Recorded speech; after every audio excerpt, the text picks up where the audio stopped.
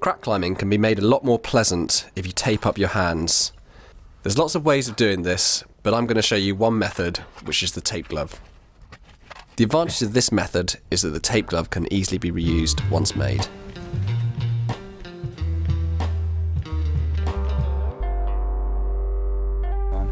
So what we do first of all is we tear off from the roll strips that are basically the length of the back of your hand. So if you lay those down the back of your hand, so you start at the knuckle down the back of the hand. The important thing with this is when you lay them is to make sure the skin's tight whilst you're laying it. And then we keep on laying these across the back of the hands, having a very small overlap all the way, making sure that the skin's nice and tight as we're laying them over.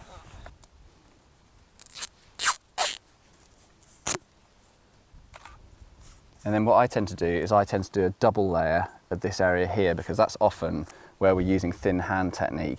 So you often get a lot more kind of abrasion happening in that area. So we just double layer over at that thin hand area.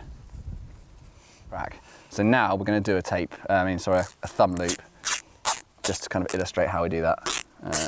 So a little bit longer on this one. And you grab that, you start on the back of the hand here, and then come round, wrap to the front of the front of the thumb. If you've got a bit of extra, you just do an extra wrap around the thumb. Yeah, that's exactly. Yeah, and we just build this one up in layers. And you do another one just in a slightly different place. Starting in the same spot. Yeah, so I'll probably start the same spot, but do it at a different angle. So I do a couple of layers across, just kind of getting a bit of a base, and then I'll start at the thumb end and I'll do a single wrap and then come back in the other direction. Again, it just tends to make it last a bit longer and a bit stronger. Do that now? Yeah. Okay. Yeah, perfect. So we've got the two foundation parts of the glove there now. We've got the back, which is covering the back of our hand, and then we've got the thumb loop on there.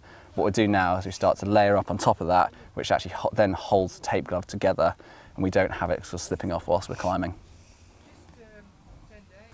I start at the little finger. So we lay across the back of the hand on there.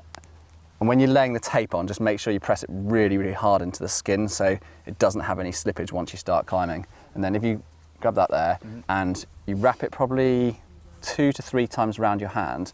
But the important thing is when you're wrapping it around the hand, don't wrap it too tightly. More kind of just do it as sort of a loose wrap, but making sure that it's pressed into the skin really hard, so we don't get the blood caught. So don't squeeze. Yeah, exactly, yeah.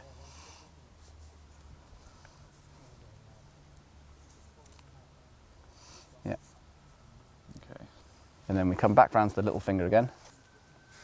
So once we reach the little finger for the second or third time, we then go from that point and we come diagonally across the back of the hand, which then covers up these ends of these thumb loops that could potentially come undone whilst we're climbing. So this stops them coming undone, and we come diagonally across and then start to move into a wrist loop. And again, making sure that as you're coming across, you've got a nice tight hand.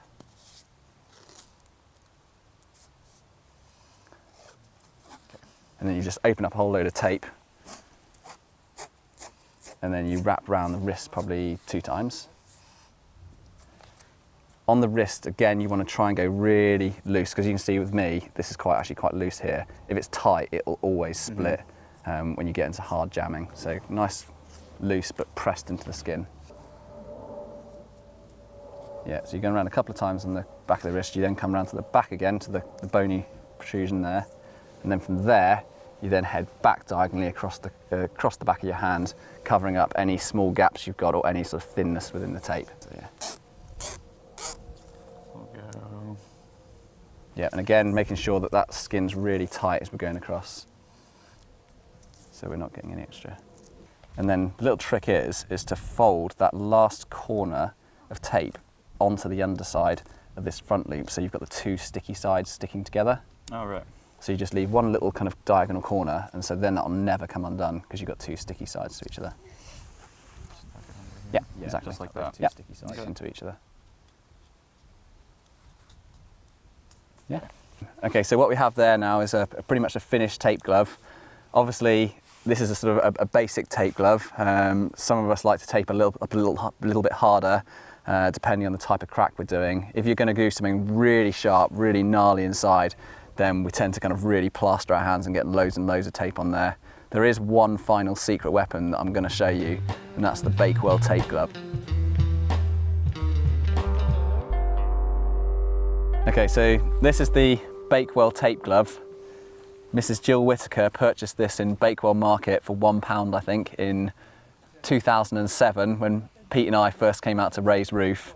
It's a bit of a beast, really. It's like some sort of a glove that Lancelot wore, I think, and it's just a normal gardening glove, reinforced with tape, extra strap to kind of put it on and off, and Pete used it with a lot of effectiveness and raise roof. It's quite good, actually.